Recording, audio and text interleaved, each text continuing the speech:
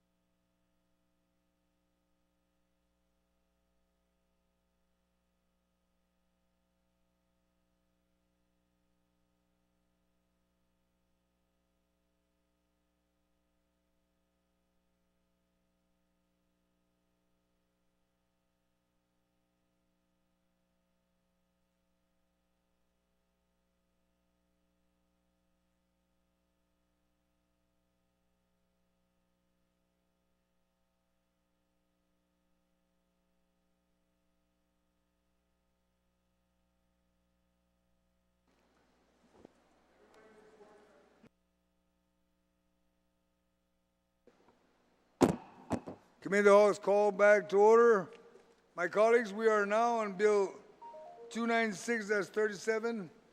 It was introduced by Senator Frank Blas, co-sponsored by Vice Speaker Tina Rose Munoz Barnes, and Senator Chris Duenas and myself, Senator Snoxon. An act to appropriate $1,563,601.50 from fiscal year 2024 general fund revenues collected in excess of adopted levels enumerated in Public Law 37-42 as amended for merit bonus payments owed to current and former employees of the Guam Memorial Hospital Authority and other government Guam agencies and entities earned from fiscal year 2010 to present.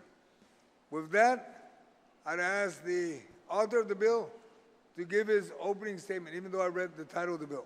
Senator Blas, sir. Thank you, Mr. Chair. Mr. Chair, first off, I'd like to make a formal to move Bill 296-37 COR into the third reading, and I would like to be able to discuss it in the Committee of the Whole. Please continue to do so. Thank you, Mr. Chair. Mr. Chairman, first off, I want to thank the panel that's here today, members of the Guam Memorial Hospital Authority, along with Mr. Edward Byrne from DOA and members of your Office of Finance and Budget staff. Bill 296-37 COR basically would hopefully put finality to the whole issue of the merit bonus payments owed to Government of Guam employees who have been owed this for over a decade. As just to summarize, in the fiscal year 2024 budget, or Public Law 37-42, there was a mandate provision that basically mandated that all merit bonus payments owed to current and former employees of the Government of Guam, to include the Guam Memorial Hospital Authority, were to be paid at date certain. I'm not going to get here nor there as to what has happened. We're here today. I'm very thankful and for the cooperation I've received from the entities that are involved here today, so that we can put finality to this issue with regard to merit bonuses. There are many employees and many former employees, retired employees, who call my office regularly, call me my cell phone regularly, okay, and for very good cause and for very, very good reason. And I think that it was incumbent and with everybody that's sitting in the panel, we all recognize it's a debt that's paid, that is owed, and we have the opportunity to be able to pay it down. And I'm glad that we're going to be here today to talk about this so that we can finally put finality to this and get these deserving employees paid the merit bonuses that they so rightfully earn. Now, just for the viewing public, merit bonuses is something that's you just don't get automatically. You've got to have basically a superior performance rating during your evaluation period to be able to qualify for the merit bonus. And even in the qualification, it falls right back to the administrators and to those that are in charge of the entities to be able to make that determination. And in doing so, once that is done, by statute, the employee is awarded, or should be awarded, a bonus commensurate, or basically depending on how much they earned in their salary, a certain percentage of it, for that performance evaluation period. And what this bill will do is basically close that gap, because I guess is what we're going to hear, and what we hope to hear is how it was difficult for the Guam Memorial Hospital Authority to be able to pay it, and with the Department of Administration in continuing to pay, so that we can finally put this to rest. Use the excess funds that are available based on what was initially projected to be in the fiscal year 2024 budget. Use that funding, or a portion of that funding, to be able to make these payments. So with that, Mr. Chair, thank you very much for this opportunity to speak on this, and I also want to thank my co-sponsors. And before I end, I am going to add a couple more people who would like to be co-sponsors as well, but I'll save that for later. Okay? All right, Senator Blas, would you like to ask questions now or as the beginning of the first Well, round? if I can. Yes. And so I guess the question first is to Mr. Burns so that we can establish that there is funding that's available. Mr. Byrne, based on what you have seen and your analysis of what we've collected in as far as general fund in relation to what was budgeted and in excess, how much do we have in excess? Thank you, Senator. As reported, I guess it was as long ago as yesterday, the general fund revenues in excess of the projected general fund revenues, having taken account of already passed legislation that appropriated funds to other places. We started out with a net unobligated projected fiscal 24 general fund revenue per the CRER for May of 26.1 million. We appropriated, or you appropriated yesterday, 0.4 million. There is, and Senator Titlegree was quite right, there's about 340,000 not reported, but should have been reported, which reduces the surplus to 25.4 million. The 5 million that was being discussed this morning reduces the net unobligated surplus to 20.4 million. And this bill would appropriate... Can you repeat that again? I'm sorry. Can you turn up the volume on the mics, please?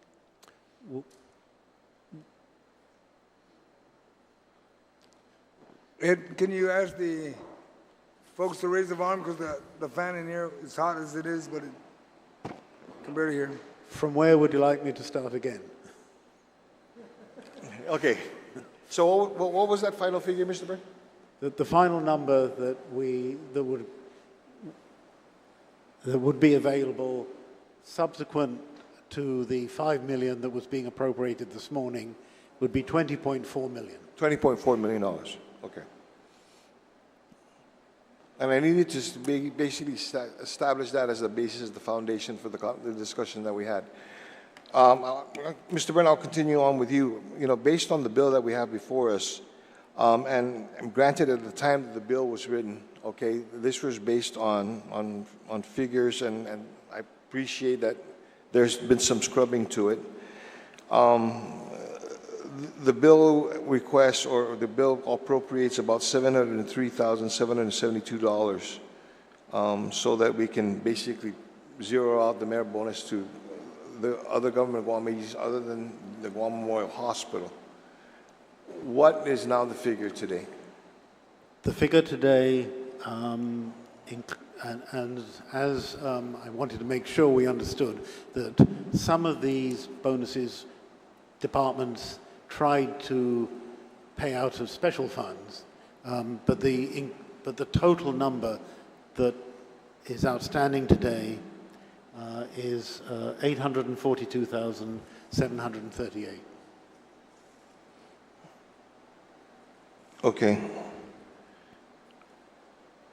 There was a period of time when, while the budget froze the merit bonus, the interpretation of froze merit bonuses is while the merit bonuses continue to exist, the payments were frozen because there was not enough money. What fiscal year was that for? That was for fiscal year 2019. Okay, now in order to be able to unfreeze that, because we still have that obligation, what is that figure for that fiscal year?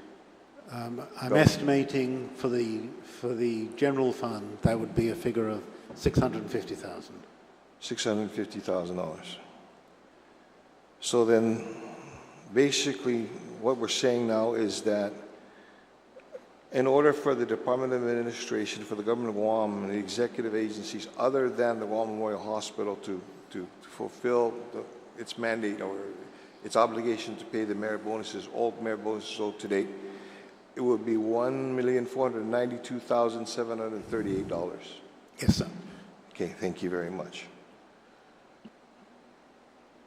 Ms. Posadas and to the GMH staff, first off, thank you very much. And ma'am, my condolences on the loss of your brother-in-law, first off. Okay. Ma'am, when we first put this bill together and we had the conversations, I appreciate the work that's been done by GMH. You initially came up with a figure of $859,829.50. But you went back and I said, go back and let's cross our T's, dot our I's, and make sure the zeros and the ones all count. What is that figure at today now? Thank you, Senator. Yes, that figure of $859,829.50 was only for 2012 to 2020. But when the team went back and did a deeper dive, going back to 2010 to September 2023, the figure now is $973,062.17. Okay.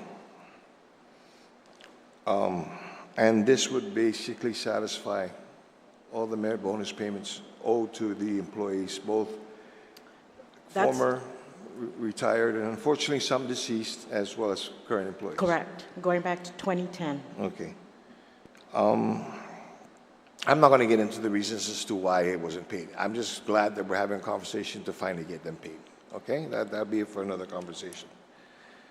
You know, Mr. Chair, I'll go ahead and I've got an amendment being set so that we can recognize these new numbers. But I'll go ahead and reserve. Okay, I'll yield the rest of my time for my colleagues. Thank you. All right, thank you, Senator Blas. Senator Barnett, do you have any questions for the panel? Mr. Chair, at this time, I'd like to yield my time to Speaker Terlahi. All right, Speaker Terlahi, do you have any questions or comments for the panel? Yes, this bill also proposes to give money to Department of Administration for merit bonuses, if they could explain what that's for. Yes, I made reference to that, Madam Speaker, slightly when I was responding to Senator Blas. The major part of the merit bonuses that are held up, including there's a large part owing to the employees and retirees at the Department of Customs and Quarantine, because they attempted to pay it out of their special fund.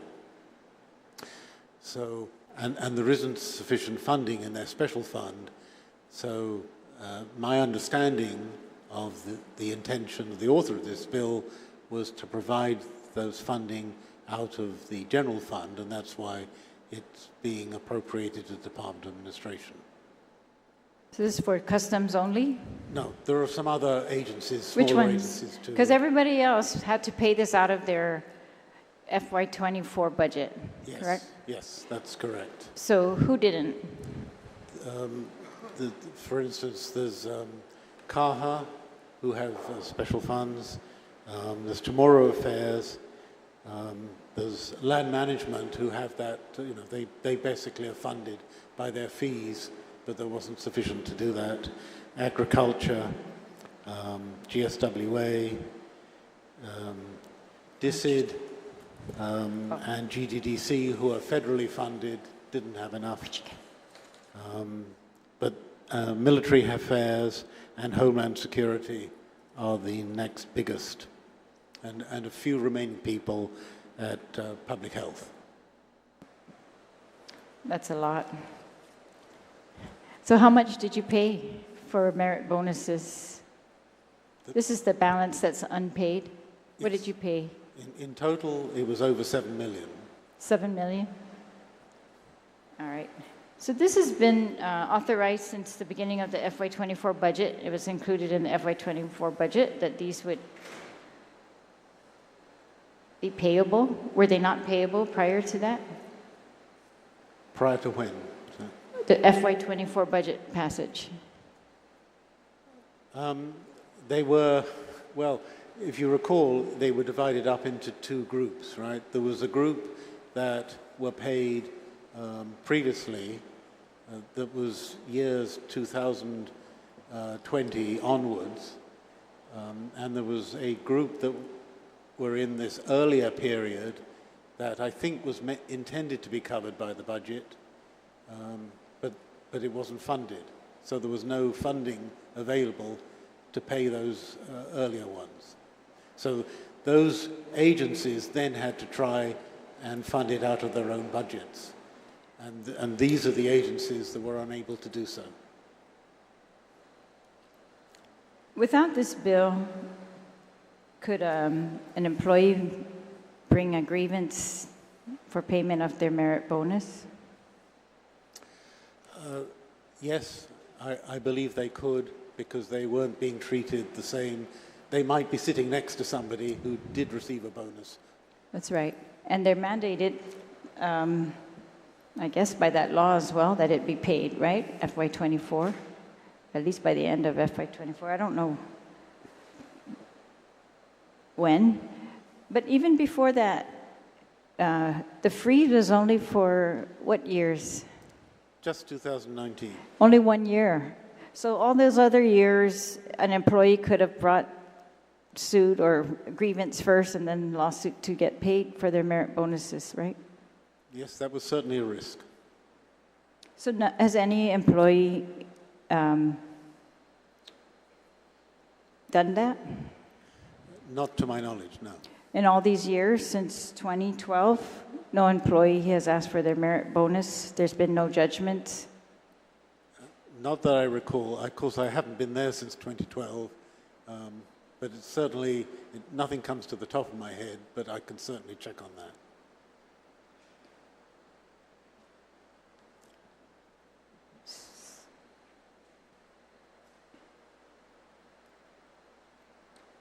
I'm trying to figure out merit bonuses, I mean increments, merit bonuses, those are always when they come in for budget requests and they tell us, oh, this is organic growth because of increments and bonuses that have to be paid every year, right?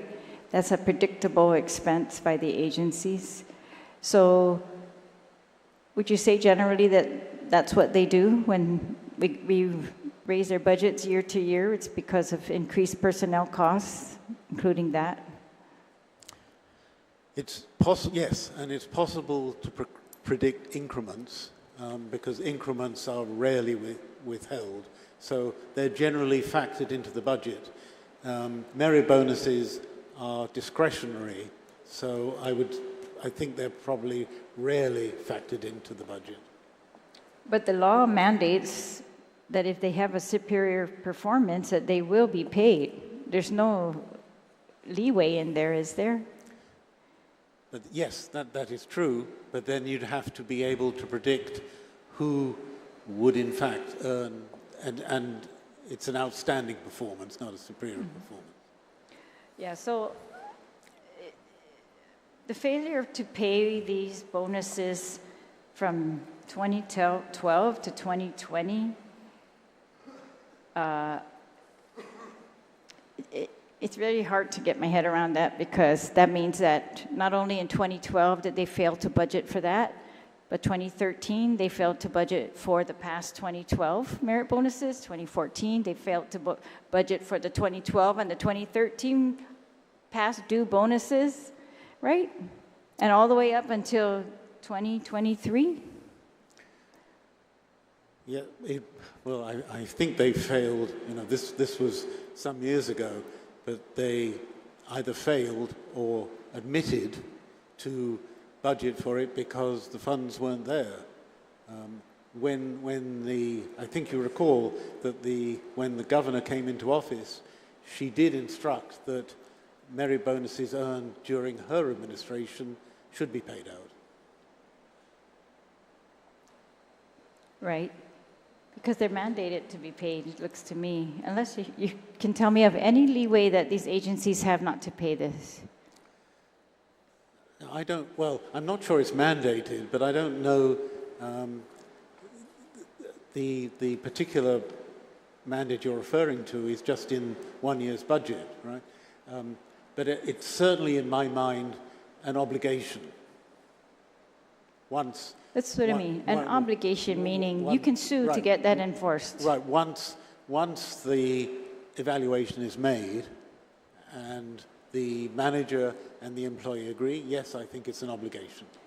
All right, so isn't it fair to say then that the agencies just refuse to pay these for all these years? Or they budgeted for other things, other contracts for different things, paid other things off instead of paying this? They didn't need any authority to pay this. They were already mandated by law to pay these. That's the part I guess I don't mind, you know, for FY24, we're going to come in here, we say we need to pay this much more for merit bonuses for all the agencies, so, you know, we need to increase the budgets. That's what we're predicting. But to come in years later and say, we failed, we just did nothing to pay these merit bonuses, and we instead gave pay raises, or we gave other things like contracts to other people before they give the merit bonuses that they've already earned. That's the part that doesn't make sense to me. Like, Well, and then it seems like the legislature comes in years later because of the failure of these agencies to pay their employees. We're coming in and making it sound like it was an appropriation problem. Well, I think, with all due respect, you're referring to the deficit years. You know, during the deficit years, the legislature, the administration, any agency would be challenged to meet all the obligations that the agency had entered into, because the appropriation was higher than the revenue realization. Yeah, but still we found contracts for things. For example, GMH, right? GMH, we're saying now, GMH in particular needs over $900,000 to pay for merit bonuses that they failed to pay since 2010. I've never heard this to be part of the budget. I've been in a couple of years here, like saying, we're not going to fund our merit bonuses in this budget that we're asking you for, or we've been refusing to pay this all these years. I just don't understand how that could go for that long, and I don't understand how that's not an obligation of the government, regardless of what other obligations you have. The obligations to employees for overtime, for pay, for increments, for merit bonuses, unless they're frozen, those are real obligations. I don't know, it just makes me question, did the trustees ever allow you not to or direct you not to pay for the merit bonuses? Thank you for that question, Speaker. No, the trustees do not tell us that. And if I may correct that, we don't refuse it. If there are no funds available, and even if we put it into our budgets have been limited. And so, you know, we don't refuse it. For example, GMH, right? We found that you guys were able to find money enough to issue a contract out, to hire somebody to consult with, to tell you how to bill. End up being questioned by the public auditor. I think that was over $4 million, if I remember correctly. That's what I'm talking about. So that would have easily covered the $900,000 in merit bonuses. So there's always a choice being made by the agencies as to whether they're going to pay their employees or they're not.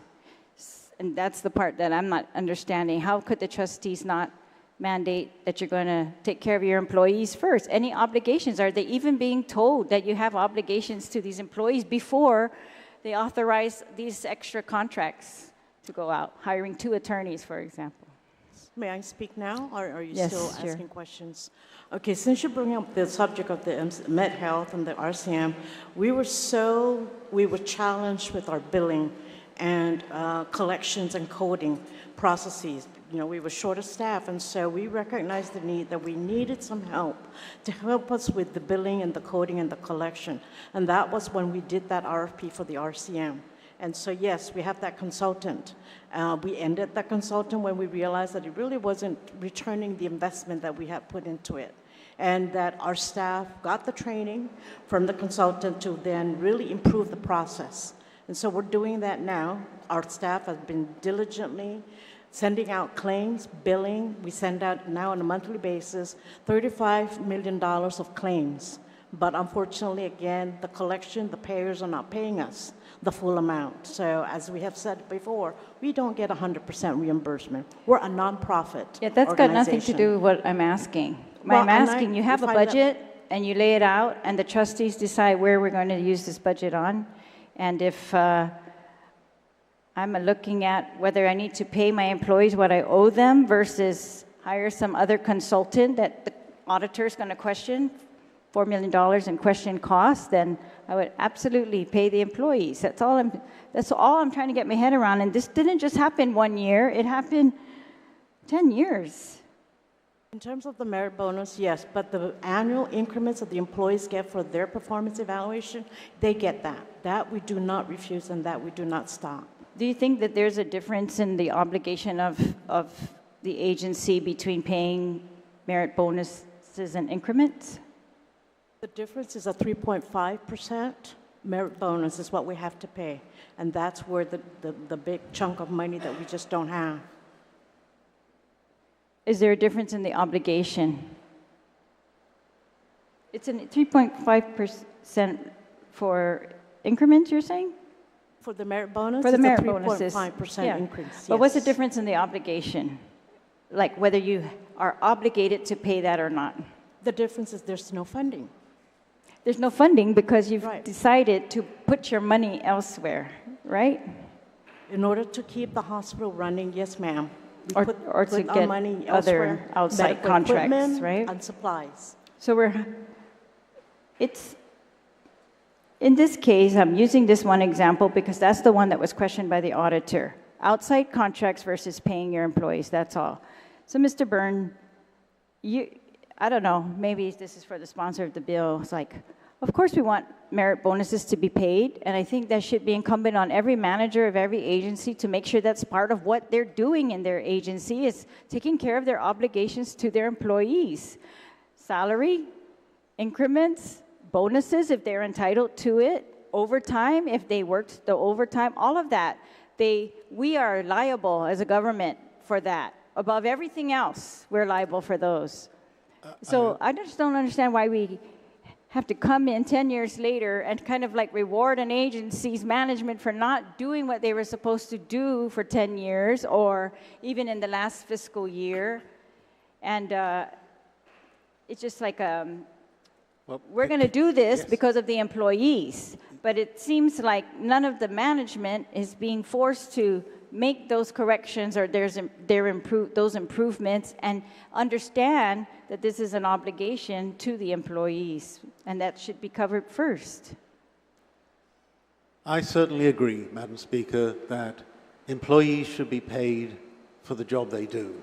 And DOA has made it very clear to its line agencies that whether it's basic time, overtime, increments, we send out lists to departments when they fail to return performance evaluations. We've made it very clear that employees should be paid for the job they do. For our employees are, it's a hackneyed phrase, but our employees are our greatest asset. We couldn't run the government without our employees. These as far as the line agencies are concerned, this doesn't affect GMH, but these increments we're talking about are years old. They're not current ones. The 2020 onwards were paid previously. These are 2012, plus a few that got left behind. That's why it's covering 2019. And the ones that got behind, as I explained before, were the special funds. But certainly you'll get no one in the administration feels or should feel that employees shouldn't be paid what they should be paid. Well, let me put it another way then. How do we sign off on contracts and say we certify the availability of funds if we have not paid our employees what we are obligated to pay them yet? Well, we're dealing with many documents, many separate little obligations. There is no circumstance that I can think of where we haven't paid an employee for the things that Ms. Posadas was talking about. And currently, I'm pleased to say, as far as the line agencies are concerned, that we are paying the merit bonuses out of current revenues. So, these things happened in the past. They shouldn't have happened in the past. People took decisions, but the decisions that they took were generally very difficult because they were operating on budgets that weren't realized. All right, well, GMH is asking for 2010 to 2023. That's definitely under you, Mr. Byrne, I think both times, but definitely under the new governor, 2023 all the way. So you're saying you never paid merit bonuses in this term, this governor's term. And how do you sign off, you certify funds are available to pay that contract that you mentioned, MedHealth? How do you certify that funds are available to pay that while you have an obligation of $900,000 from 2010 to 2023 for past year's obligations, merit bonuses? Good afternoon. My name is Edlyn Delisay, the General Accounting Supervisor. At that time, I believe there was a projection as to the anticipated amount of revenue that we will collect out of that MedHealth contract. And so, based on that projection, we believe that we can recuperate the amount of $4 million, eventually over time that we paid out of MedHealth. Mr. Byrne, is that how we certify funds available on contracts? Future predictions of what's going to come in or may or not come in? Well, a budget is a prediction. All our appropriations are basically a prediction of a sort. Now, as we go through the year, obviously we can refine that prediction. And as the closer you get to the end of the year, you can finalize that prediction. But basically, a budget's a budget, and you have to operate on that assumption. But she's talking about signing a contract based on the revenue that it might bring in, not the revenue that we have budgeted for. Is that how we certify funds? Is that what's supposed to happen in the government, that we can certify to pay off all of these additional contracts while we have obligations unmet under the same budget, under the same general fund appropriation, under the same revenue that they're supposed to be? Well, I don't know the details of that particular contract. Well, even any contract at this point. But to certify funds based upon an appropriated budget, that is normal. That is normal. An appropriated budget, not a future prediction of something else, not even in the appropriated budget that might come in, but that, right? But that budget is based upon a forecast of revenues. Yes, but that's how you certify, based on your budgets, right? Correct. And can you certify, let's say, funds over your budget? No, right? Of course not. No. Can you certify funds available when you have a $900,000 obligation still pending? Well, that's just something that you've got to recognize at the time that you decide how you're going to spend your budget. But in this period, I imagine there were a whole lot of people, probably including GMH, who asked for one number and received another number in their budget. Well, it's strange. The number that they asked on, I assume, was based upon their assessment of the Regardless, obligations. the budget they got, they decided not to pay the employees. They came in here for an additional supplemental budget for vendors. We gave them that. They supposedly use it for the vendors.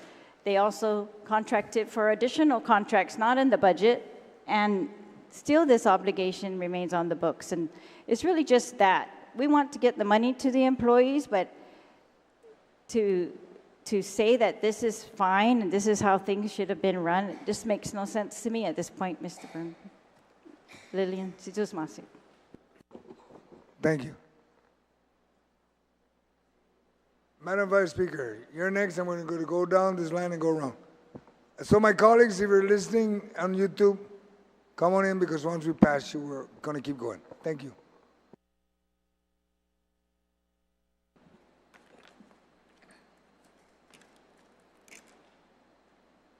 Thank you very much, Mr. Chair. Hopefully I can just ask several questions. Okay, now, Mr. Byrne? Hello? Sorry, didn't mean the feedback. You've been a director of administration over 2 governors, correct? Yes. Okay.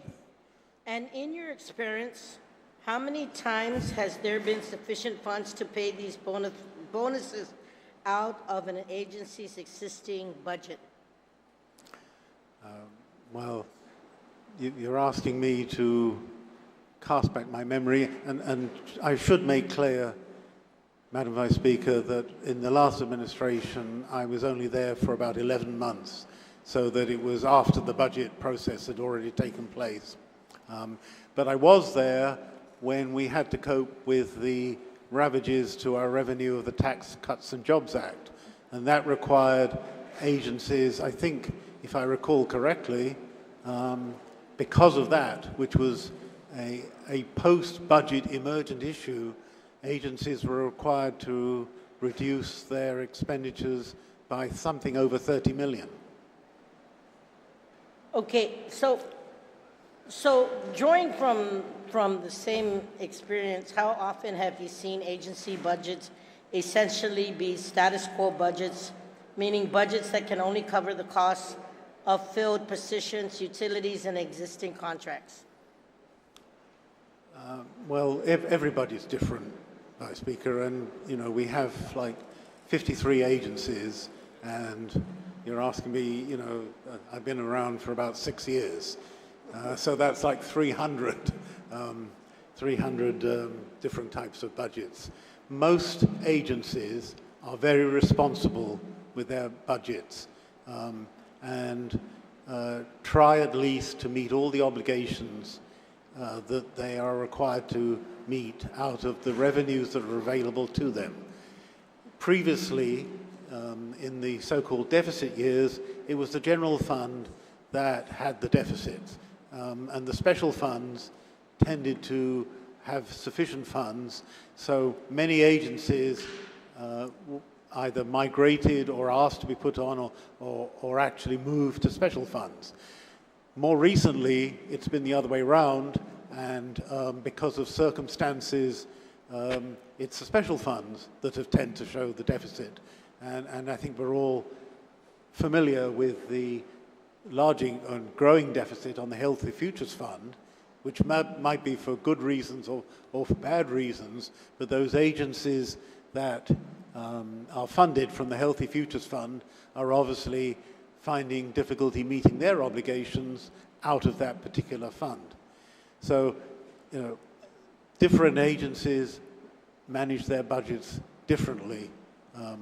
But all in all, within the government, I would have to say, and I think our financial results demonstrate that financial management has been able to manage the whole situation over the last few years, certainly in the last 4 years, very successfully. Okay, Mr. Chair, just trying to work a perspective here. That being said, GMH, Lillian, let's assume, right, that money falls out of the sky. Maybe there's a large claim settlement that comes in or a large amount of garnished refunds gets remitted to the hospital, how often does this quote or unquote extra money go to pay vendors, buy supplies, or fund repairs? How often after you pay all these essential operating expenses do you have any money left over to pay bonuses? Thank you for that question, Vice Speaker. We don't have excess money at all, excess funds. Every week we pay out, if not payroll, like last week was payroll, this week we're paying the doctors, and when we have a little bit of funds, we pay vendors, but we don't pay them their full amount of what we owe them, and so we don't have excess funds. Okay. Does that answer your question? Yeah, well, just trying to further work this perspective, Mr. Chair. Question back to Mr. Byrne. How about fiscal years covered under this bill, meaning the years where the bonuses were earned but not paid? How many of these fiscal years ended with a revenue deficit? Well, every year since 92, I think, ended with a fiscal deficit until the end of 2019. To the end of what? 2019. But the first date, you said since when? Like 92, I think. 1992. Yes, I believe so. Okay. If there is a year-end deficit or an accumulated deficit, is there money to pay employees incentives like these merit bonuses? Well, as I was explaining to the speaker, you have to make a choice about what you pay when you don't have enough money in your coffers to meet every obligation. So, you know, and in some cases, vendors weren't paid. In some cases, merit bonuses weren't paid. I think priority was given, as far as I can see during that period, to paying employees their basic pay and their overtime pay if it was earned. But every agency at that time had to make these very hard decisions. So it would logically follow that the best time to pay out merit bonuses, at least in your experience, is when there is a surplus recorded, correct? Yes. Okay, so over the last 5 years, how many times have we ended a fiscal year with a revenue surplus? Since 2019, we've had a revenue surplus. Well, not a revenue surplus, we've had a surplus reported, an accounting surplus for each of the years since 2019. Okay. So it's 5 years. Since 2019, right? Yeah, yes. And of those times, there have been surpluses. How many years has the legislature appropriated all of the reported excess revenue? Since 19, right? In the last 5 years, that would be. Well, I think I have to answer it this way, that the appropriation of surpluses tended to happen sometimes 1, sometimes 2 years after the end of the fiscal year that the surplus was reported from. So just off the top of my head, for fiscal 22, which was the last time we finished the financial statements, if I recall, there was about $100 million surplus, and the amount that was appropriated from it was something like 89 million. 89 million. Yeah. Okay, so, Mr. Chair, one more. If there were years with leftover excess to spend, and in these years when DOA and the governor had excess funds available at the end of the year, what did the administration pay with this money? And was it for the long list to carry over obligations like merit bonuses or tax refunds? I'm throwing that in as an example. Just the way we budget, if I could backtrack, we budget a balanced budget. So if all things being equal, our revenues would equal our expenditures, and we would have neither a surplus nor a deficit. course, in the real world, things don't happen that way. But when you do report a surplus, it certainly gives you the opportunity to meet the obligations that you haven't been able to meet in prior years. And I mentioned, vendors. I think when I first came to DOA, and I was asked, well, what's the balance on your accounts payable? It was over 40 million. We were funding the government through the vendors. Now we pay more regularly. We pay as quickly as we can, and generally it's somewhere between 10 and 14 million at the end of a budget cycle. Thank you. So you use that opportunity to pay down all the obligations that you can. Sometimes these obligations aren't well recorded, and I think that was what the speaker was referring to, but you tend not to want to record a liability if you're not going to meet it. So, but over the years, we've paid down all these obligations. Tax refunds are going out currently.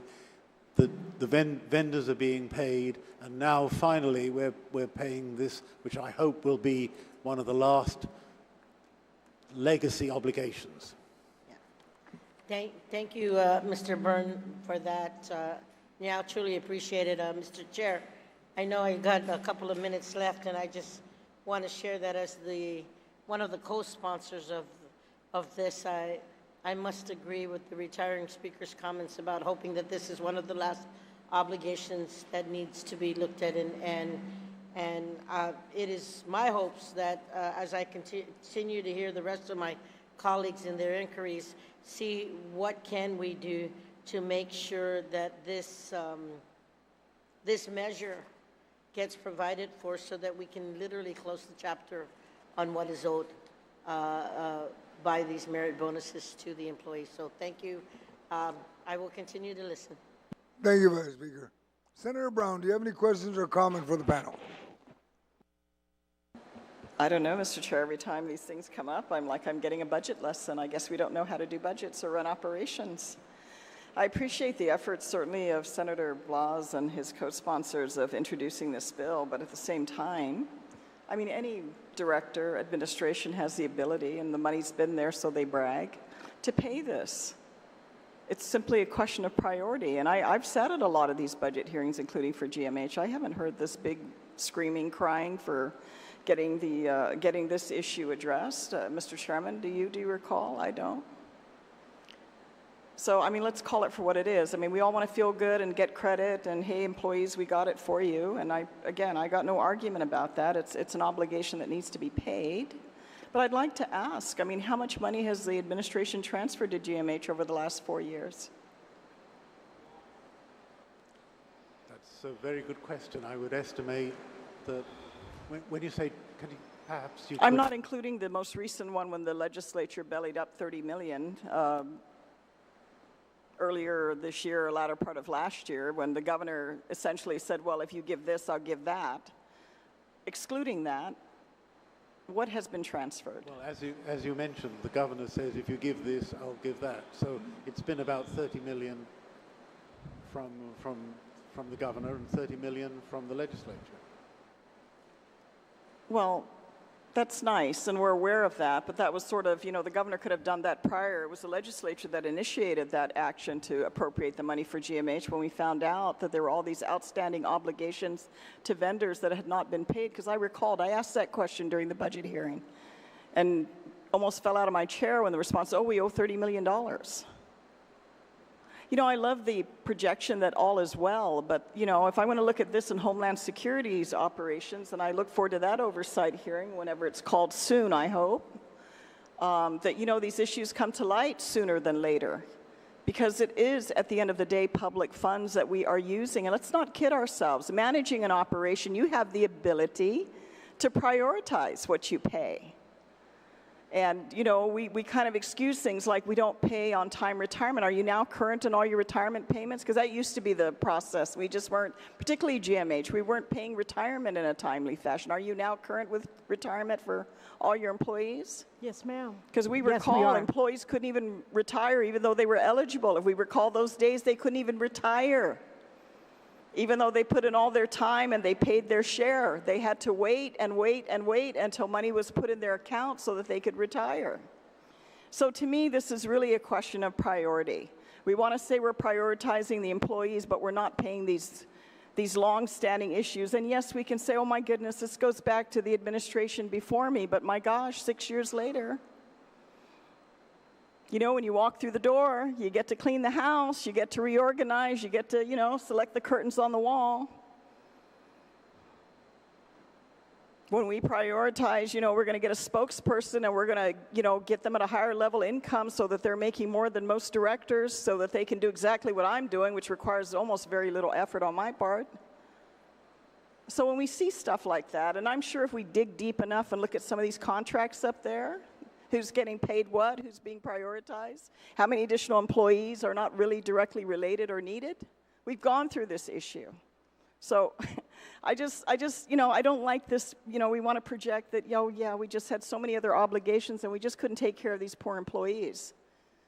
This could have been prioritized on any management team. And if you're telling me that the only transfer of funds that the governor has in her transfer authority is the most recent one that was very public, where the legislature is the one that came up and made this proposal. I'm not saying, oh, pat us on the back, but that is the fact. And it's only after that the governor came out and said, oh, I'm going to contribute X amount of dollars, so we had to combine $50 million. Right, Mr. Chair? Eyebrows raising up and down, right? But are you telling me, Mr. Burns, that is the only transfer in the last even 4 years? Well, you've been at this, you've been director of DOA now for 5.5, going on 6 years of this administration. Is that the only transfers that have been made to GMH? Do you need time to verify, or are you sure off the top of your head that the governor has not transferred anything else other than that most recent contribution? No, the 30 million that came from the legislature was an appropriated amount. Yes. The 30 million that came from her, or roughly 30 million, was an accumulation of transfers over the last year, and I've been here in this job for over 6 years now. Right. And the governor gave how much as part of this most recent when the legislature put up 30 million? The governor gave how much did she give him ARP money? I believe, I don't know about ARP money, but I believe it was, ARP money is separate. That every agency got some ARP money. Yes. But I believe it was around about somewhere between 30 and 40 million. And so beyond that, there's been no other transfers by the administration to GMH, knowing their operational needs and their concerns and the complaints that have been brought forth by even the employees and the medical staff that work there. There have been no other transfers in the last 6 years even? Well, I don't Do you think need so, time to go back and verify? That would require an appropriation. Well, the governor has transfer authority. Not to autonomous agencies, only between line agencies. Has any request been made from the GMH to ask for any additional funds outside of that, or even ask additional support for the administration to transfer funds? Well, maybe I should ask. Or GMH Ms. to Posadas respond can to that. answer? I believe that there has been some funds, like advance payment from the Medicaid, and so GMH is paying that back. DOA is recouping that amount, so there have been some money that we have received. Have you asked for additional ARP money, which the governor reminds us we have no discretion over? She has discretion. Has she provided any additional funds? The 20 million that she has committed at the time that the legislature appropriated the 30 million, the 20 million was specifically for the CIP. So that's what we're drawing down through the bidding process and the procurement process to fix the hospital, the roof, and the envelope, and the HVAC, and all other CIP projects. In the milliseconds that I have left, has any additional ARP money been provided to GMH since then?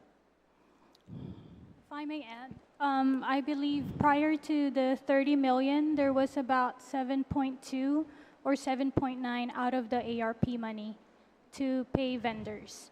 And so that's that all? was year before, yes. Nothing else has been given Nothing to pay else, for yeah, nothing things else like I these could type think of of. obligations? No. Thank you very much, Mr. Chair. Thank you, Senator Brown. Senator Lujan, do you have any questions for the panel Yes, thank or you. comments? Yes, thank you very much, Mr. Chair. Good afternoon, panel, Mr. Burns and Ms. Posadas. You know, I want to move forward because this is where we're at. And so, on section 2 in appropriations, the 859, and this, I guess, I'll ask Ms. Posadas this, the 859.829.550, that number has changed now, right, to, what is it now? 973,062, 26 or 62? 0.17? $62 and 17 cents. 17 cents, okay. Thank So you. 973,062.17, right? Okay. Thank you. Mr. Burns, for section 2, 703,772, is that number still the same or is that changed as well? No, sir, that's changed too. It is changed? What is that number now? 842,738. I'm sorry, 800? And 42,000. 42? 738. 730? No. Okay. So we're about, okay, so I'm just going to cut to the chase. Mr. Chairman, this is about 1.6 million. Do we have that money? Oh, either one. Yeah, we're asking for the appropriation share as well as, okay. It would be more appropriate for DOE to answer that. Mr. Burns, about 1.7 or so, $6 million. That money, if that money is appropriated, do we have that? Would we have that money? Yes, I responded positively to Senator Blas, that question that regarding all the funding in the bill, that we do have sufficient money at this time. Okay, we do have sufficient funding. Okay, yes, sir. Got it. Okay, so it looks like we're probably voting tomorrow. Okay, passing the law. This one will definitely pass. Go to the governor. I'm sure she'll sign this into law. And again, just cut to the chase. When would the employees see this in their checks? We operate as quickly as we can. We rely upon agencies to provide the correct documentation. I'm pleased to say that, you know, with the new system is all paperless, so we're not waiting for pieces of paper anymore. Okay, would we say basically within a month then? I would certainly wish to do so. Please recognize, though, we have a very distributed system. I don't control the personnel in all these agencies, but as soon as it comes to us, we will process it. Okay. Okay, so again, once this bill passes, sign into law, a month or so, given whatever, that this is going to be erased from the books, right? The employees will see this in their checks, however long it, well, I'm not going to say however long, but as soon as where there are no bumps in the road, they'll be seeing this. Yes. Hopefully before Christmas, right? Oh, yes, certainly. And may I just clarify? These are both active and inactive employees, so some are retired. No, I understand, and probably trying to get a hold of former employees as well as that, and whether they're going to get it in the appropriate time or not. I understand all that. And that's all. That's all my line of questioning, Mr. Chair. I just want to make sure that again we're not faced with this situation. That there's seems to be, as Mr. Burns said, there's enough money in there, and once it's passed and signed into law, the whatever the mechanism is to be able to get it in their checks, and that period of time, they should be seeing it in their bank accounts. Thank you, Mr. Chair. Thank you, Senator Lujan. Senator Tideway, do you have any questions for the panel? Good afternoon, Mr. Chair, and good afternoon to the panel. Hopefully, Lillian, my condolences to you too as well. And thank you for being here. I remember during the public hearing I attended that hearing, and I asked the question, why wasn't this not included in your budget? And the response, I think, was from Head Genova that, you know, we're still scrubbing the numbers to try and figure that out. But the question still, it's not really fulfilling, because if you didn't incorporate this into the budget, in the FY25 budget, why not? I mean, even though the numbers were not completely scrubbed, you had an idea of how much you owed, because you came to us and quoting the amount of $59,829. But yet, but why didn't you put that in your budget for FY25? At least that amount, because it's substantial, into your budget. Or if not, then why wasn't a supplemental budget provided to the Committee on Appropriations, just to incorporate that later on? You're right, Senator. But we requested in our fiscal year 25 budget, $74 million that we need subsidy. And that's again to keep the hospital operational. At the same time, payroll and increments. And so, if we add this amount into the fiscal year 25 budget, then definitely it will be a higher subsidy, higher than the $74 million that we're requesting. So, and I apologize that we did not include it in the fiscal year 25 budget, but here we are now asking for the funding to then pay the merit bonuses. Okay, if this bill passes for next fiscal year, the following year, what are you anticipating as far as merit bonuses that need to be paid on a yearly basis? Is it paid out on a yearly basis? We haven't been paying it at all, so... Right. So, but normally, under good circumstances where you have fully financed, and especially something that's an obligation by law. Sure. That requires you to pay these merit bonuses. Mm-hmm. It's not a, discretion. I think it's an obligation by law that says it. So about how much per year do you think that would be? If I may answer that, just looking at the last 4 years, it's probably around like 70 to 75,000 per year of merit bonus. About 70 to 75,000 per year. At least now we know that. FY 2026, comes up. At least we know what we can anticipate for the hospital. But that's very small compared to what has been accumulating for all these years.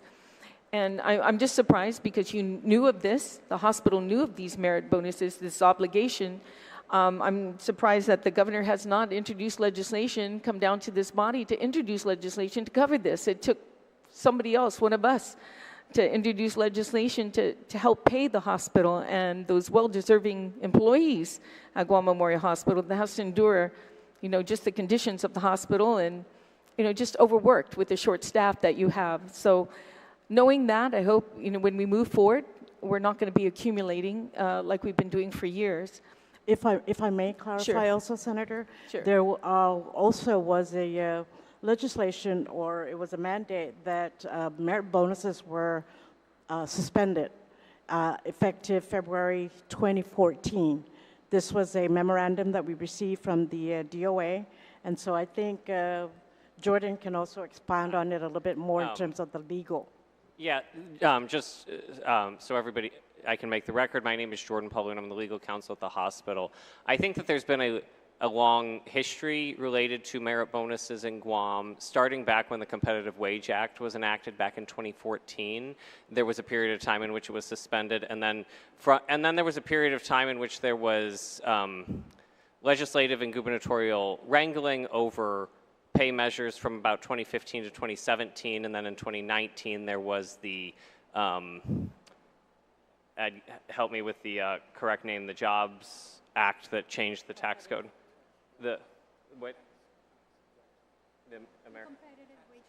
The Tax Cuts and Jobs Act that changed our tax code that mirrors the federal one and caused a lot of things like that. So even when I started working for a government agency back in 2017, merit bonuses weren't being paid out at that time, as far as I'm aware, either. So this isn't something that's exclusive to exclusive to GMH or any particular agency. It has been a long back and forth about the sources of funding, and so I think the intent of this bill is to correct that. I'm on the boat of. So my question to you is then, when was it lifted? That suspension? It never has been lifted? And are you There's saying never that it's been still- clear. There's never been clear guidance until recently about instructions to pay these out, particularly since 2019. So the most recent instructions that we've have gone through, as well as the legislation for merit bonus payouts recently, was the first time since the Competitive Wage Act that there's been clear instructions and a funding source for paying out these obligations. Unfortunately for GMH, we don't have that same funding source, and that's why we're here. But that was the first time that there was clear instructions since 2014. And as an attorney, even though it was suspended, is there still an obligation on the books? It depends on how you interpret it. I think some people interpret it as having it still on the books. I do know that even back in 2014, when the administration of the program was suspended, I believe there were some government employees, I'm not sure from GMH or where, that had filed some actions with the Civil Service Commission. I don't know if those ever were resolved or what the results were. I'm just aware that they had brought things at that point. But the other interpretation is if there's no funding for it, then it can't create an obligation either. But my view is that if we have the funding source now, and given the appropriation, we can pay these old merit bonuses. Point of information, Mr. Chair. Mr. Byrne, is that correct? If there's no funding source, there's no obligation to pay the merit bonuses? Well, I'm like I mentioned before, right? There's obligations, how you recognize obligations, right, in financial statements is what we really should be doing. In my view, never done, but it should have been shown as a liability in the financial statements. It wasn't, probably for the reason Mr. Pauloon has referred to, is that nobody was really sure whether it was a crystallized obligation or not.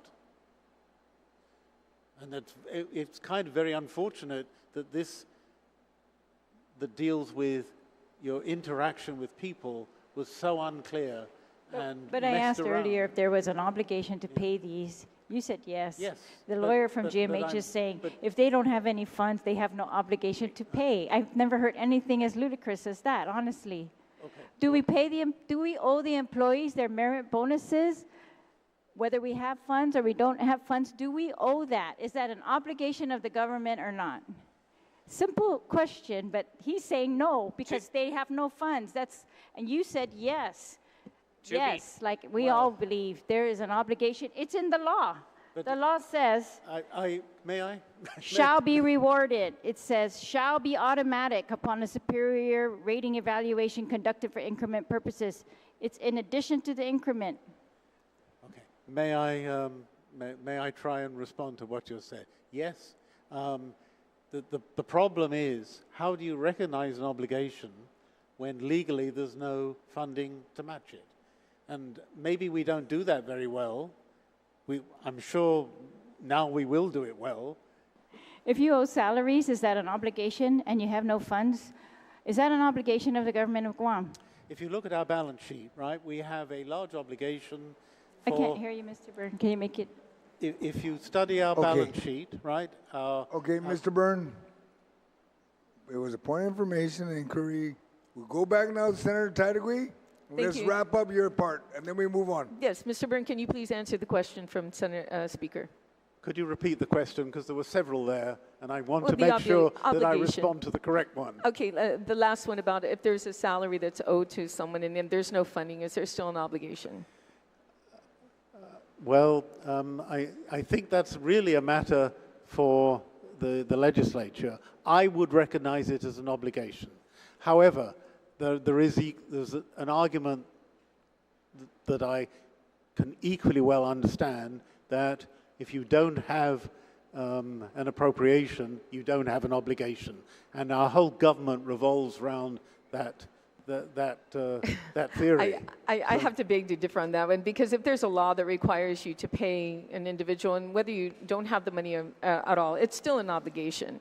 You know, we have a law in place about merit bonuses, and we have a law in place about other circumstances where we are required to pay, like vendors.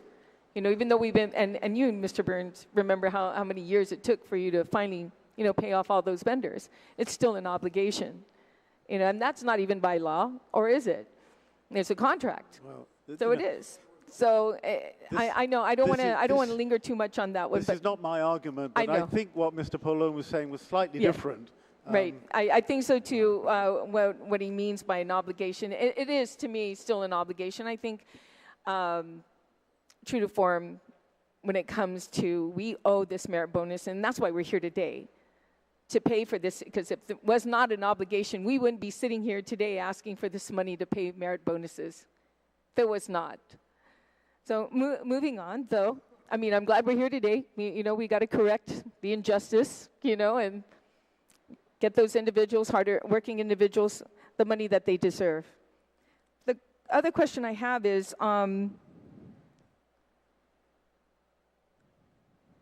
okay, well, we know that the administration didn't come down here with the bill, and I'm glad my colleague was able to recognize the importance of paying this merit bonus and creating this legislation. Mr. Burns, you did say something about $7 million in total of all merit bonuses is that about right? I mean, you named off a bunch of agencies, line agencies, as well as autonomous agencies that have yet to pay that amount, and you came up, I think, with $7 million. I just want to confirm that, if that's what you said. For the line agencies, yes. For just the line agencies. Okay, so we haven't even got into the autonomous agencies then. No, I'm not aware of what they've done. Okay, okay.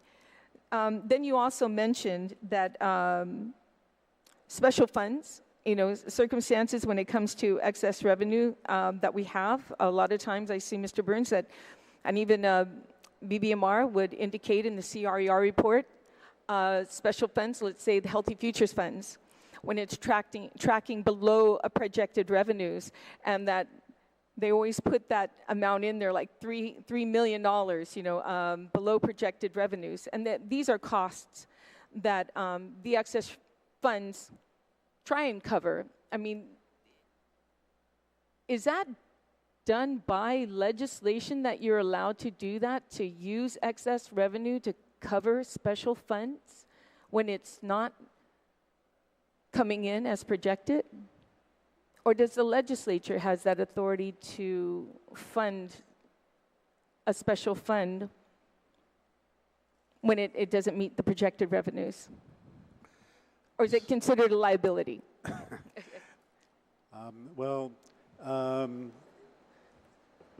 If you look at a financial statement, right, there's a series of pages that deals with the component parts of the general fund, and there's a series of pages that deals with, and we have a large number of them, an unusually large number of them, of special funds.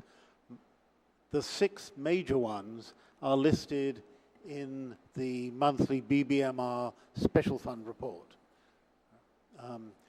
If there's an obligation in a special fund that can't be met, then accounting principles would say, upon a decision, right, and that decision should be the legislature, then the general fund can make up the deficit on the special fund.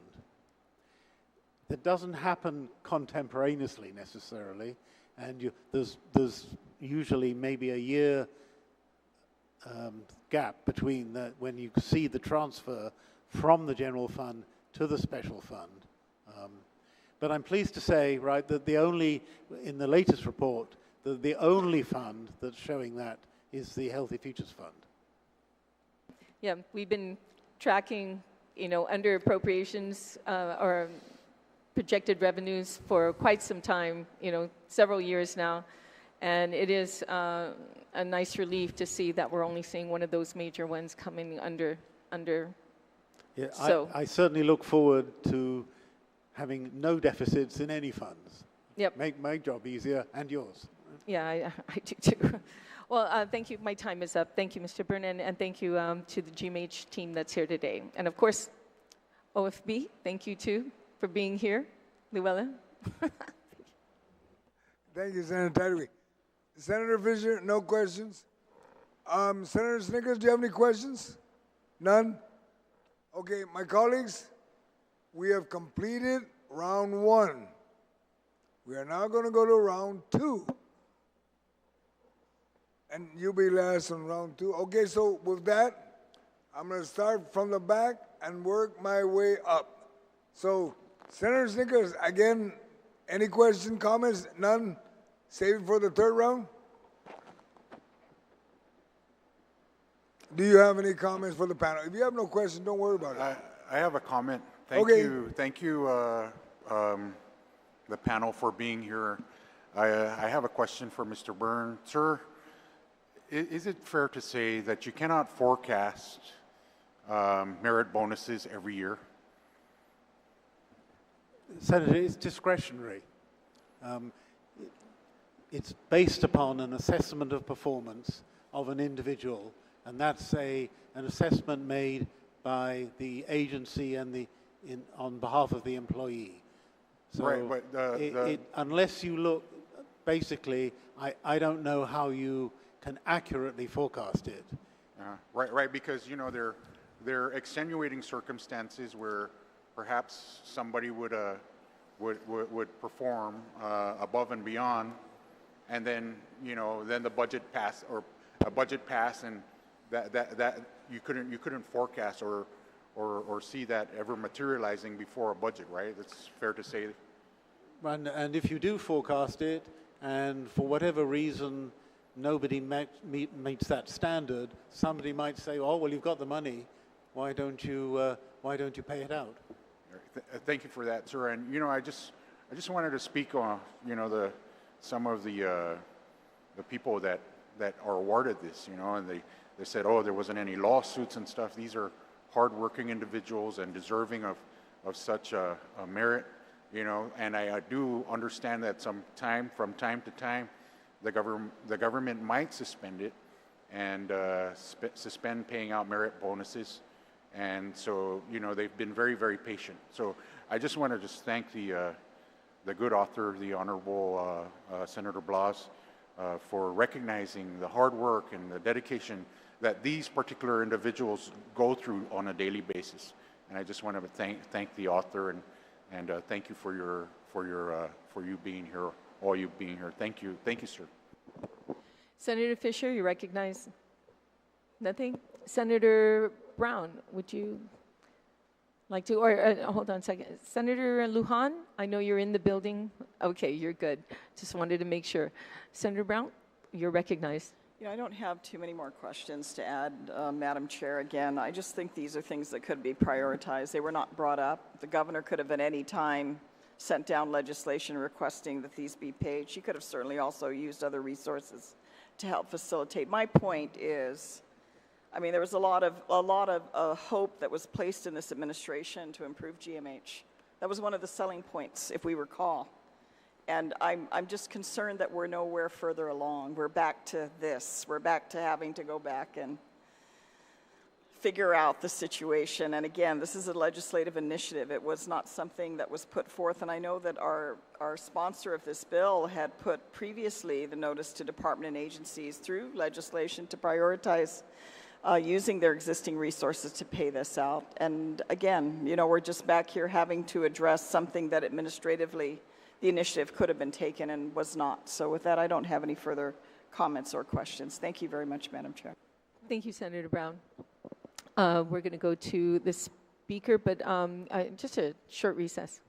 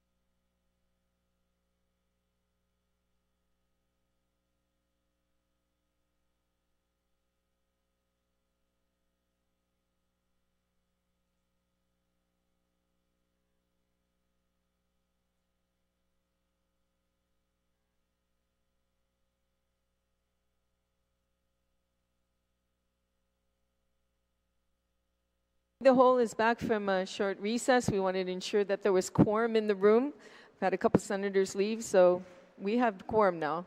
At this time, I would like to recognize Speaker Terlahi. You have the floor. Thank you, Senator. Madam Chair.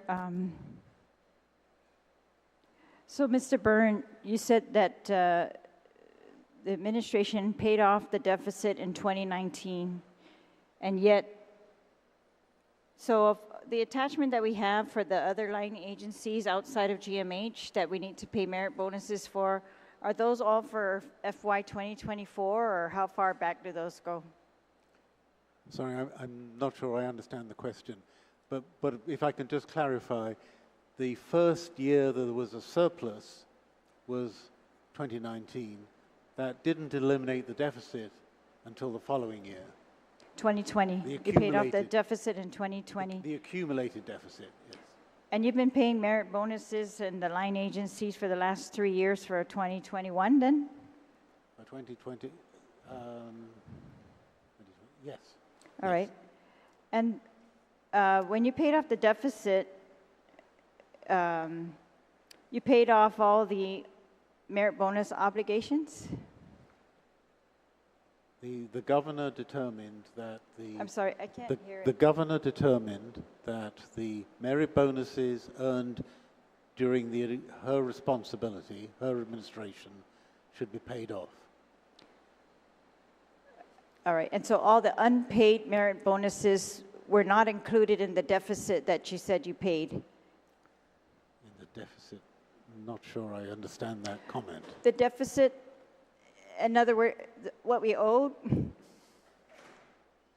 never included the merit bonuses prior to 2021? No government, not to my knowledge, as far as the financial statements for the government of Guam is concerned, no recognition was made of these accumulated merit bonuses. Why not? I really don't know. I mean, they happened before me. In retrospect, I would want to recognize every liability in our financial statements. A lot of liabilities are. Some liabilities that no longer apply are recognized in our financial statements. Were overtime liabilities recognized as deficit at that time? Overtime liabilities were accrued. They're in the payroll accrual. I'm sorry, Madam Chair, I just can't hear. Can we? Yeah, I do. Even I'm sitting right next to him and I could barely hear you. Let me just have audio. 1 sec.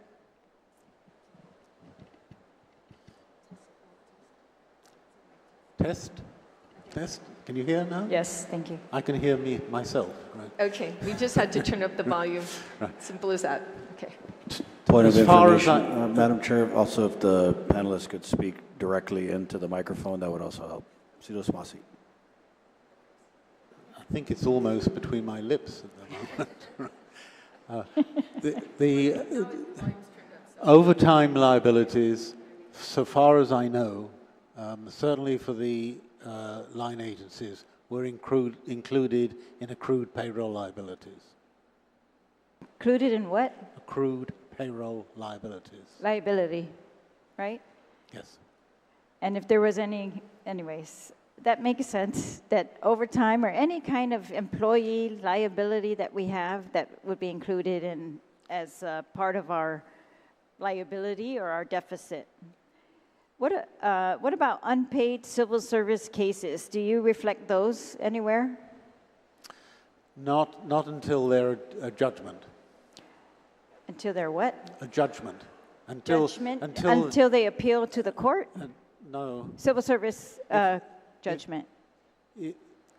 I have to rely upon the agency to report it, but I would want to include a civil service judgment if that applied. Yes. However, we don't have that many in the line agencies. Most of them appear in the autonomous agencies. All right, but you do have a list for the line agencies? Yes, yes. And indeed. so that's considered liability as well? Right. When we prepare the financial statements, we and the auditors ask our attorney, which is the Attorney General, for a list of possible legal liabilities, and this is a normal audit procedure. And the Attorney General, who's our attorney, will respond to what the likely outcome of that claim or legislation is, and if necessary, we will include it in the financial statements. If an agency came in here and we give them lump sum budget, do you think they're obligated to pay their merit bonuses? If, you mean unpaid merit bonuses. If you give them a budget, it's their job to manage that budget. Right? I agree. So what about court judgments that are unpaid? Are those listed as well in your liability if you get the letter from the AG listing them? Yes. So, do we have any? I think last year we had just one. And those are reflected in the audit? It was, yes. When we get fiscal notes from BBMR, they talk about, we've got this excess revenue over budget appropriations, but they never talk about liability. Once in a while, they'll talk about, actually they don't in that fiscal notes, but in the CRER, they talk about special funds that are running short, and so we're setting aside this much money to cover the special funds from the general fund. Sometimes they do that, but I've actually never seen, maybe you can correct me, any item saying, but we have this obligation that we are ordered by law to pay, that we are also have to set aside some money for. Have you seen that for these unpaid civil service cases, the unpaid judgments, or the unpaid merit bonuses, or any salaries, overtime, all of that? I'm not sure BBMR involve themselves with that particular routine. That tends to be an accounting issue. You're involved in the CRER as well? Yes. Yeah, I think you're the one. Do you reflect that in the CRER? Well, in the expenditure part, I mean, because it wouldn't, well, there's two things, right? In the expenditure part, if there was an expenditure that needed to be accrued and it was significant enough, yes, we would accrue it. Mostly these expenditures aren't that significant, so on a monthly basis, you wouldn't really notice it. But the BBMR does reflect deficits on special funds in their assessment of the available funding. All right. And would the CRER reflect anything regarding GMH? No? No. Not even the special funds? No, because they're a separate agency. So they're a component unit, and if you look at our financial statements, the component units are a totally separate column. All right, so the last 3 years, you said the Department of Administration has been paying merit bonuses for its line agencies over the last 3 years. But the list we got from GMH, again, it includes from 2020, I think they're saying today to change it to 2010 to 2023, meaning even the last 3 years were not paid. And again, we've got signing off on, certified funds are available to pay for contracts. We're making choices to pay certain people over the employees their merit bonuses. We are coming in for special supplemental appropriations, $30 million, not a mention about overdue merit bonus pay.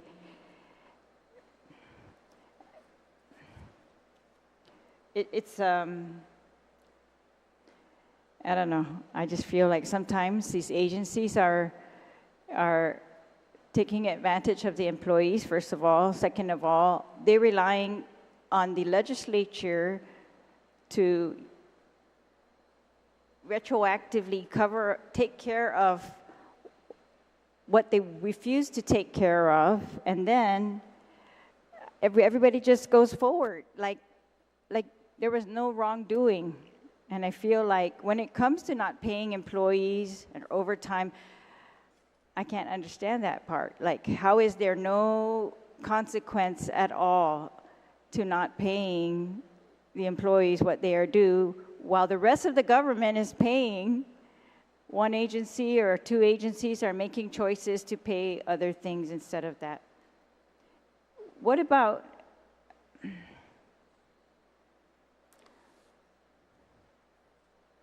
in the 2025 budget request from the governor, were any of these unpaid merit bonuses included?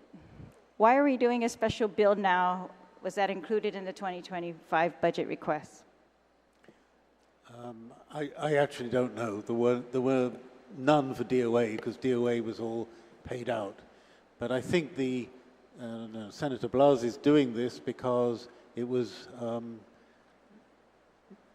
noted and was a provision of the fiscal 24 budget. And by doing it now, at least we can get them paid out like Senator Tyker was saying, we can get them paid out more quickly than waiting until after October to pay them out in fiscal 25. It was very surprising when the governor has in the past claimed their Organic Act authority over the hospital, and she can pay line agencies their merit bonuses, but nothing has been paid to GMH merit bonuses since 2010. Kind of unconscionable. Thank you. You're very welcome, Madam Speaker. Senator Barnett, you're recognized. Thank you, Madam Chair. Just more of some commentary, really. But yeah, I'm just scratching my head here because apparently we're redefining how you certify funds, and we can't even define what an obligation is to these hardworking government employees. And I'm just reminded of one of my colleagues in here who likes to say, elect a nurse, they said. And, you know, of all the agencies, you know, the hardworking employees of the hospital who, you know, we send into this workplace, they should definitely be compensated, rewarded, awarded if they are outstanding employees. And this notion that the former governor didn't pay it, so what, two wrongs don't make a right. And I'm just struggling in my mind to make sense of how we always hear about these surpluses and we don't have a deficit, but it's a steady stream of hat in hand and handout here at the legislature from the agencies. They come in, we don't have money for vehicles, we don't have money for this, we don't have money for basic services, we don't have money for merit bonuses. And it's the legislature that steps in and does a lot of these things that the administration should already be doing. And I just find it troubling that some of the people on the panel can't even admit that this is an obligation that we owe these employees, period.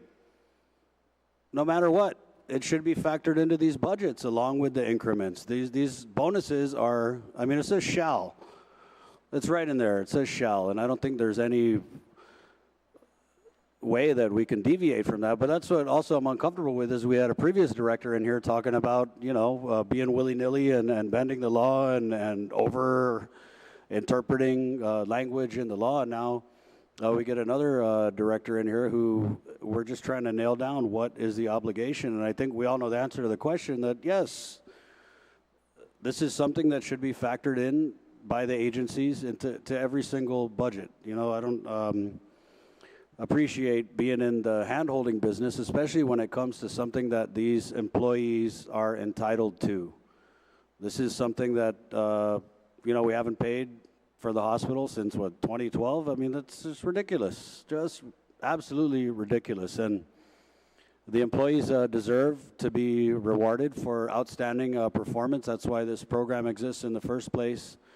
And really, I just don't see any justification to these merit bonuses not being paid. And I also don't see why we have to, you know, cry. I mean, I'm glad if this bill passes and these employees that get paid, but I agree with the speaker. You know, we're coming in here, we're doing this bill, and we're absolving the Guam Memorial Hospital management, the administration of any, and I'll just go ahead and say it, I think it's wrongdoing. If you owe employees, if you know, the black and white of the books say that you do this, you get this, and then we're just deciding not to pay it because Governor Calvo didn't pay it, so why should we, or whatever.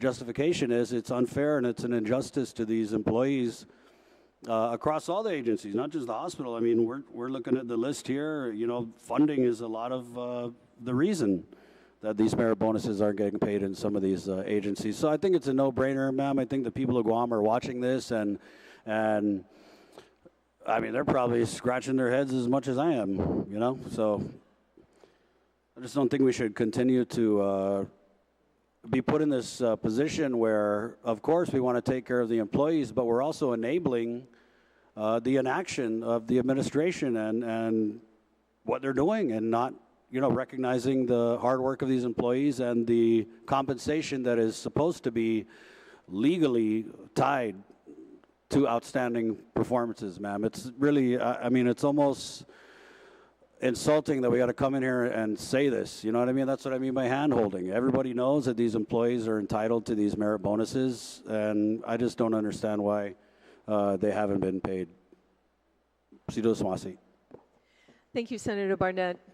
And at this time, I'd like, on the last round, Senator Frank Blas, Minority Leader, you are recognized. Thank you very much, Madam Chair. To the panel, thank you very much. Lou, I'm sorry, there wasn't a whole lot of questions, okay? But you just got to make sure that, you know, when they say the money's going to be there, you tell us where the money's going to be there, okay? Mr. Byrne, Malik Pasales, okay, and to the crew there. Enough's been said, and I think that we've gone around here, and I think that, you know, there's a lesson learned here, okay, that, you know, a lot of times people, we've got good hardworking government employees, and I think that it's high time that we make good on some of these things that we say that if you provide superior performance that you will be rewarded accordingly. And I guess,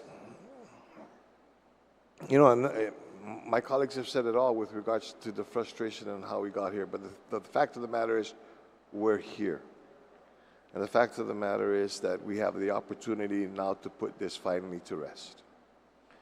Okay, for the many employees that have been waiting, I'm sure there's a number of them that are watching. You know, there's one more hurdle to get through here to be able to do this. You know, I tell you, if there's any suggestion here, you know, the perception here amongst a lot of the employees, as well as the community, you know, that you have an employee who's waiting for a merit bonus that she's earned that amounts to about $800, and they find it very difficult to pay her the merit bonus for $800 while she's reading about $10,000 or $12,000 pay raises. Perception is not good, guys. And the employee may not have been from this particular agency or that particular agency. It's a government employee. Okay? So just to my final question, Mr. Byrne. So it is in your opinion that with the amounts that we have remaining with the excess fund, the soon-to-be amended $2,465,801 that's necessary to make complete final all the payments for all the merit bonuses owed, there is sufficient funds available. Yes, and thank you for, you know, for putting it in that way. You know, it is the legislature's job to appropriate funds. Okay. Agencies submit budgets, seldom get the amount that they actually request. So, you know, they're left with making decisions about what to pay and when, and I'm left with making decisions based upon the cash flow. But as things stand at the moment, I would confirm that there is money to finalize this so far as the line agencies and GMH is concerned. Okay. And along those lines, I just need to, I'm compelled to remind that since May of last year, where prior to the budgets, I was asking agencies, you know, the executive branch and everything, we have merit bonuses owed to employees. How much do we need for that? Okay, and then fast forward to today. Thank you for being here so that we can finally get it done. Yeah. As I said right at the beginning, Senator, my view, DOA's view, and as far as, the governor's view, we want to pay employees whatever they're owed for whatever they're owed. Okay. So with that, Madam Chair, I do have an amendment in round 3. Thank you. Thank you, Thank you very Minority much. Thank you. Thank you, Minority Leader Senator Blas. At this time, we have completed the second round. We're going into the third round, and I'd like to excuse the panel and thank them for being here this afternoon, and especially Mr. Burns, who's been here for almost 2 days, I think. I appreciate your time, and now it's time to work on that insurance negotiations right now. No legislative bonuses for you, Mr. Byrne, but our appreciation is given to you instead. So thank you so much, and to Luella, thank you for being here. And we're going to take just a 1-minute recess and hopefully bring those individuals back in to make quorum.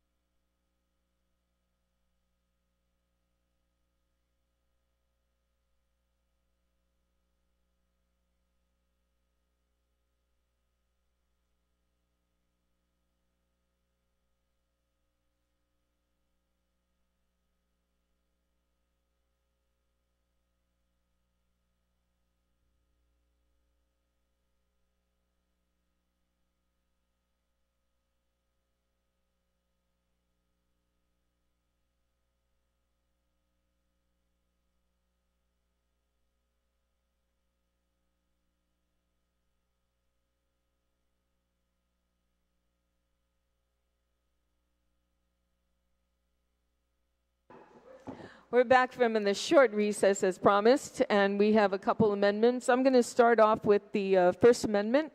I'm going to verify with the clerk. Which one was first? Okay. And I've been told that the First Amendment that was put into the drive was under Senator Blas and Senator Joe San Augustine as the co-author of an amendment. Senator Blas, you are recognized. And this is on page 2 and 3, lines 18 and 27, and 1 and 6. Thank you. Thank you, Madam Chair. You know, Madam Chair, based on the conversations, obviously, when the bill was first written, it reflected the amounts that were necessary back when the bill was first written,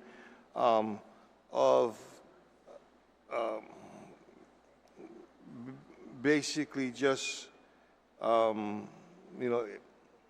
$859 or a little over $859,000 for GMH, and $703,000 for the rest of the government entities. And based on the conversations that we had in the committee of the whole, you know, GMH has stated that they actually need $973,063, and Department of Administration to be able to satisfy all merit bonuses owed to government of Guam line employees is $1,492,738.